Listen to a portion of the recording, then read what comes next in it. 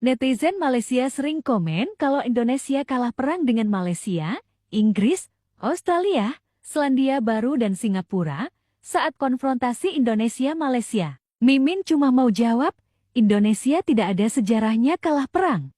Ambisi Soekarno ingin menggagalkan penyatuan Malaysia berhasil, buktinya Singapura dikeluarkan dari Malaysia. Keluarnya Singapura dari Malaysia adalah bentuk dari resolusi perdamaian di Asia Tenggara. Hanya saja saat ada upaya mengkudeta Soekarno di dalam negeri yang dimotori intelijen Amerika Serikat saat itu, dengan memanfaatkan Partai Komunis Indonesia sebagai kambing hitamnya. Namun setelah Soekarno digantikan oleh Soeharto, yang saat itu Soeharto lebih dekat dengan Amerika Serikat, Soeharto lebih memilih untuk menyelesaikan permasalahan dalam negeri, untuk membasmi komunis Indonesia.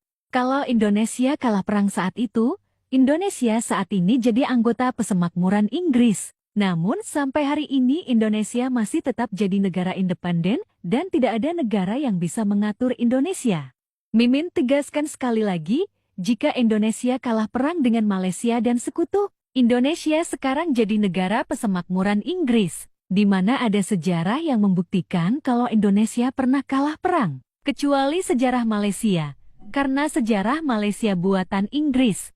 Lagi pula logikanya kalau Indonesia kalah perang, negara Indonesia tidak akan seluas dan sebesar sekarang, karena akan dipecah-pecah oleh asing menjadi negara-negara kecil.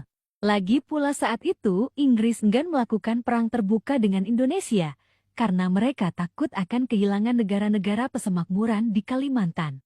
Bahkan saat itu, Inggris hanya mempertahankan wilayah jajahannya di Kalimantan, mereka tidak berani melewati perbatasan Indonesia. Karena mereka tahu, jika perang terbuka itu meluas, Indonesia jelas akan meminta bantuan pada negara-negara komunis, seperti Rusia dan Tiongkok, yang saat itu Soekarno lebih dekat dengan negara-negara komunis. Jika Indonesia melibatkan Rusia dan Tiongkok, jelas Perang Dunia III dimulai di Kalimantan. Pada tahun 1965, Singapura dikeluarkan dari Federasi Malaysia, yang berarti rencana untuk menggagalkan pembentukan Malaysia mulai membuahkan hasil. You see, the whole of my adult life,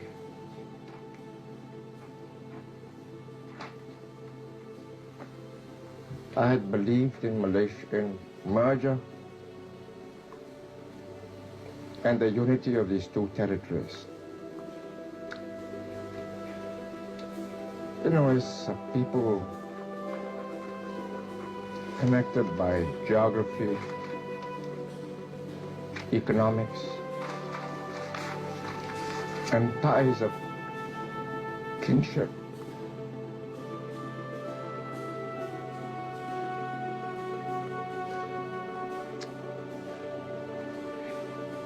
would you mind if we stop for a while?